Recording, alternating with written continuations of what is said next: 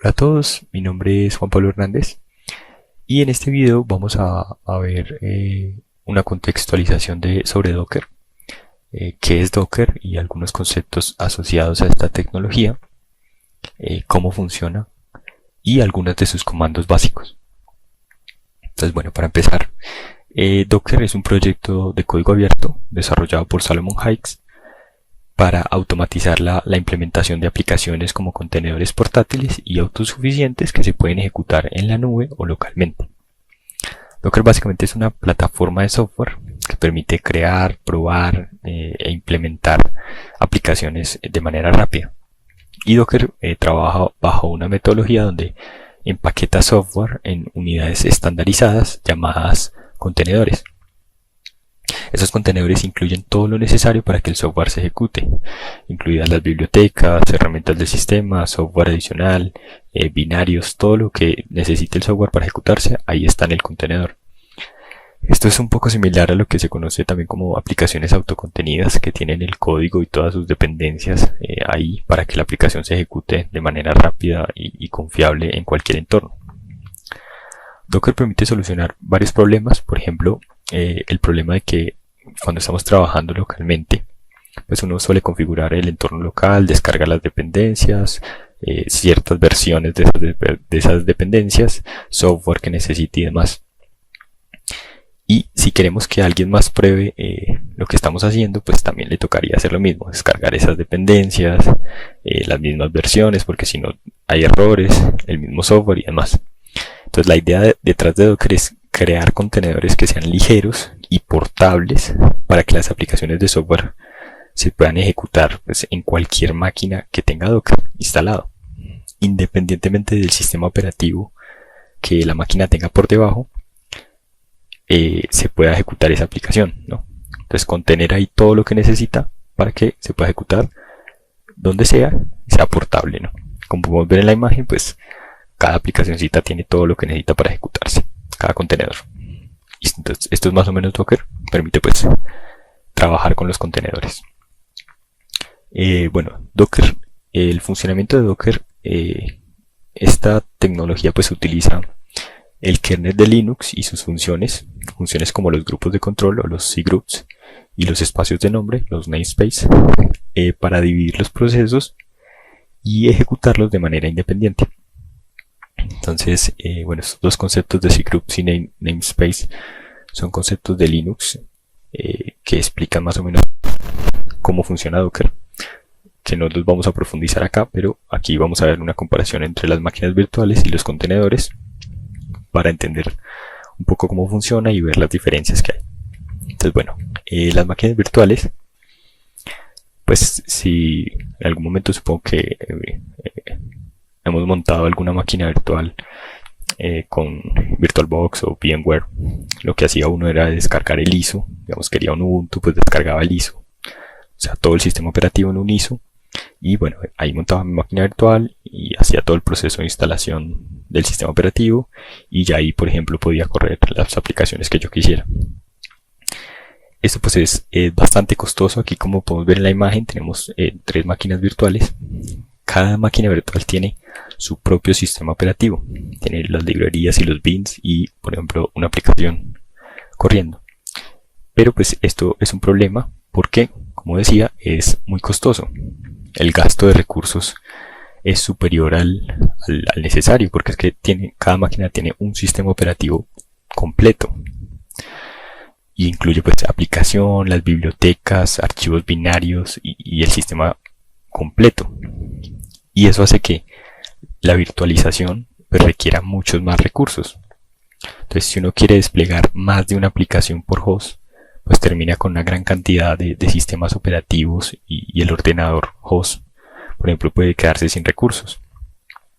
Los contenedores pues llegan como una alternativa a estas máquinas virtuales de una forma mucho más barata y ligera, porque lo que hacen es compartir el kernel. O sea, como vemos aquí en la imagen, ya no tiene cada uno su propio todo el sistema operativo completo, sino que lo que hacen es compartir el sistema operativo del host, ¿sí?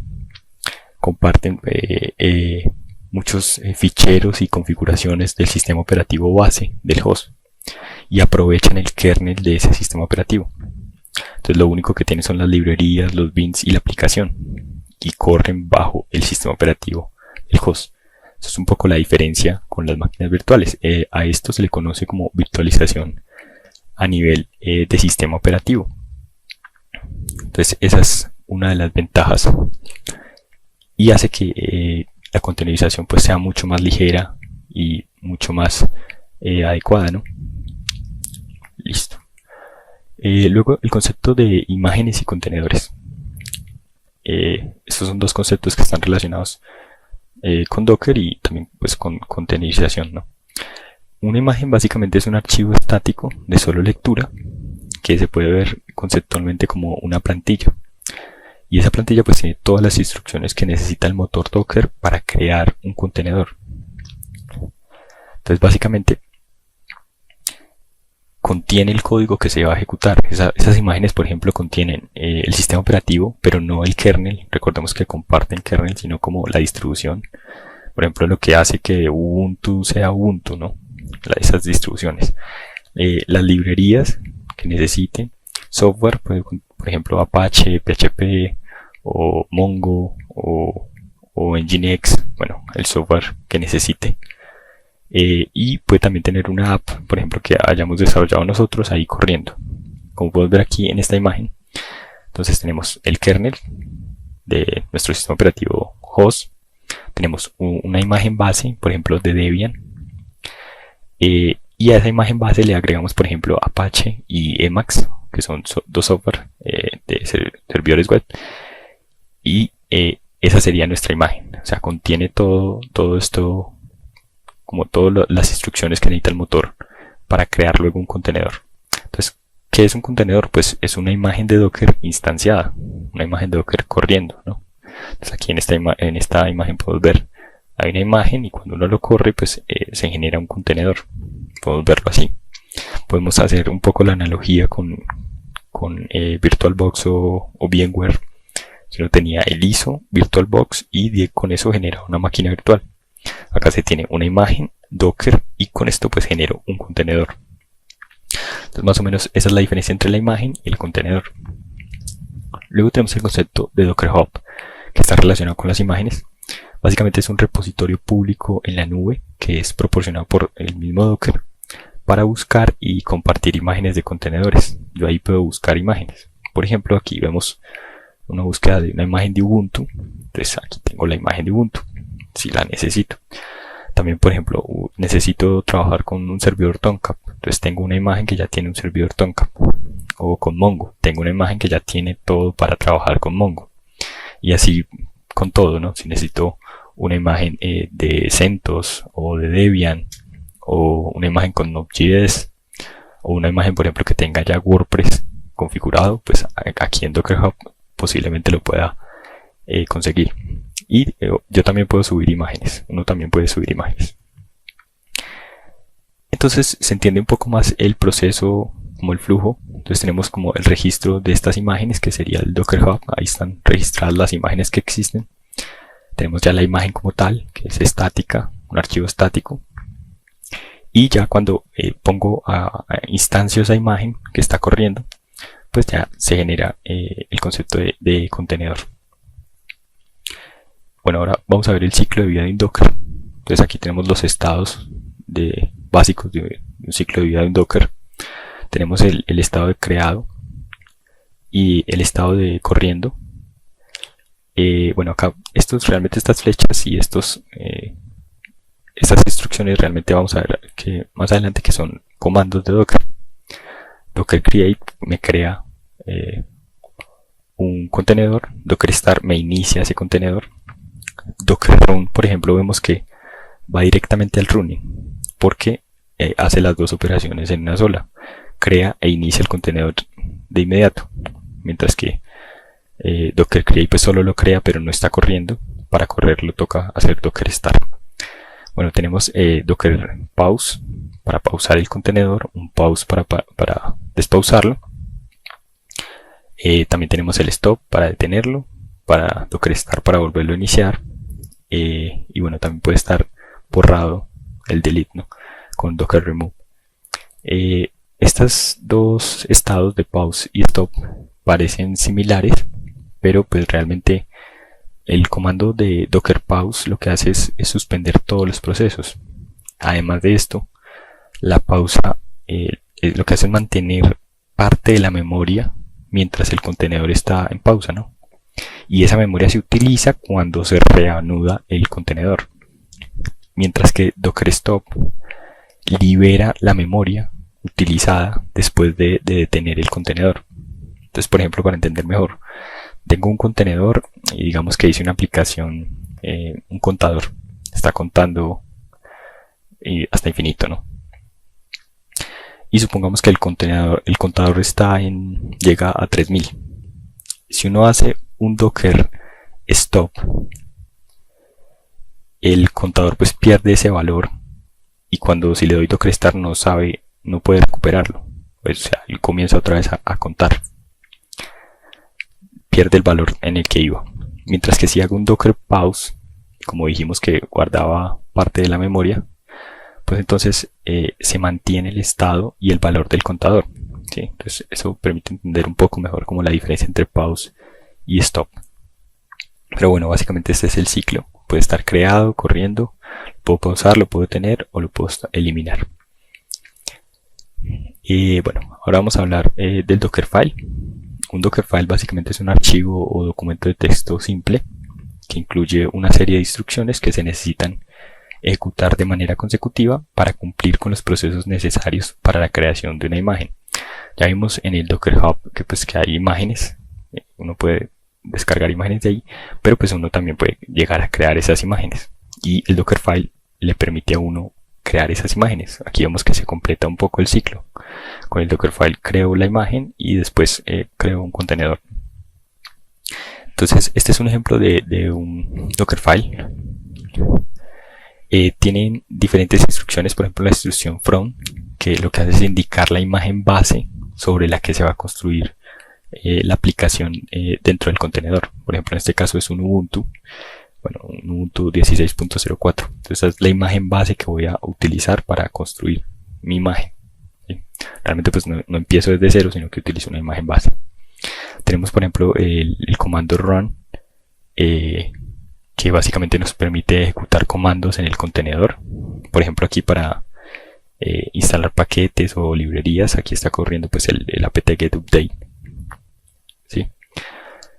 Aquí tenemos otra vez un comando run, el apt-get install nginx, que es un servidor web. Por ejemplo, aquí está corriendo, lo está instalando el servidor web y está borrando algunos archivos temporales. Luego tenemos por ejemplo el comando expose, que como lo indica básicamente me permite exponer puertos. Le especifica pues al Docker por qué puertos va a escuchar, ¿no? Entonces en este caso el puerto 80, porque es un servidor web. Y por acá tenemos el comando cmd, que el comando cmd especifica la instrucción que se ejecutará cuando se inicie el contenedor Docker, que en este caso es nginx, para correr ese servicio nginx. Este cmd se parece un poco a room, digamos, pero realmente pues son diferentes, porque a diferencia del comando room, pues los comandos que se pasen por medio de cmd se ejecutarán solo una vez, cuando el contenedor se inicie, mientras que room se utiliza para crear, mientras se crea la imagen del contenedor, ¿sí? Pues bueno, así luce más o menos un Dockerfile. Realmente hay muchos más otros comandos que pues es todo un mundo para crear un Dockerfile. Bueno, esto, ya que tenemos todos los conceptos, varios de los conceptos claros, pues ahora podemos ver bien cómo funciona Docker. Tenemos acá un cliente de Docker que puede enviar comandos, ¿no? Aquí Docker build, Docker pull, Docker run. Y aquí tenemos el Docker daemon, que el Docker daemon pues podemos verlo como el servicio de Docker. Entonces, por ejemplo, un Docker pull, que lo que hace es traer una imagen del repositorio al entorno local, pues el Docker daemon va a ese repositorio, que podría ser Docker Hub, ¿no? Y trae la imagen al entorno local, ¿sí? Aquí podemos ver como el flujo. Va al repositorio y la trae al entorno local. o por ejemplo un docker build, que es, le decimos al demonio de Docker que queremos construir una imagen, entonces aquí vemos que la construye, ¿no? O el docker run para correr la imagen, instanciar la imagen y hacer pues un contenedor como tal. Vemos que va por la imagen y la instancia y crea un contenedor, ¿no? Entonces más o menos eso es como el funcionamiento básico de Docker. Bueno, los comandos básicos. Entonces Docker tiene varios comandos y algunos de estos, vamos a ver algunos de estos. Entonces, por ejemplo, el docker create con la imagen me permite crear un contenedor. El rename para renombrar un contenedor. El docker run me permite correr ese contenedor, ¿sí? Recordemos que yo puedo crear un contenedor, pero pues simplemente lo creé, más no lo está corriendo, mientras que run lo crea y lo pone a correr. Tenemos el docker build para construir una imagen, el docker pull y una imagen para traer una imagen del repositorio a lo local, ¿no? El docker push para pushar una imagen de lo local al repositorio. Tenemos por acá pues el docker start para iniciar un contenedor, el docker stop para detenerlo, restart para hacer un stop y un start, el docker pause para pausarlo, el unpause para despausarlo, el docker kill para matarlo. Bueno, aquí tenemos comandos de networking que ya es un poco más avanzado, si quieren profundizar en estos. Tenemos comandos de información, por ejemplo el docker ps que me lista los contenedores que están corriendo, el docker ps-a que me lista todos los contenedores, tanto los que están corriendo como los que no están corriendo, el docker log y un id de container que me da los logs de un container, el docker events container me da los eventos del container, el stats me da las estadísticas, el docker image ls que me muestra las imágenes locales que yo tengo.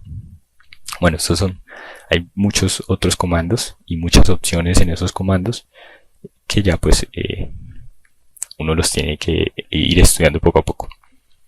Entonces ahora vamos a ver como estos comandos, pero ya pues en ejecución como tal, ¿no? Por ejemplo aquí un docker pull ubuntu, lo que estoy diciendo es traiga mi ubuntu digamos de docker hub y póngamelo local. Entonces eso es lo que hace. El docker image me muestra las imágenes que yo tengo locales, por ejemplo acá tenía 2 de ubuntu. El docker run ubuntu y algunas opciones, básicamente me corre pues el contenedor con esta imagen ubuntu. El docker ps me lista los contenedores que están corriendo. Entonces aquí podemos ver que es un contenedor. Aquí tenemos el container ID, que son estos números. El image es una imagen de ubuntu, cuando fue creado, bueno, el comando que se le pasó, comando bash, y el estado está up, la que está corriendo, ¿no? El docker ps me muestra estos, mientras que el docker ps-a, que es que me muestre todos, entonces me muestra tanto los que están corriendo como por ejemplo este que ya terminó de correr, o si está pausado y demás, también me lo va a mostrar.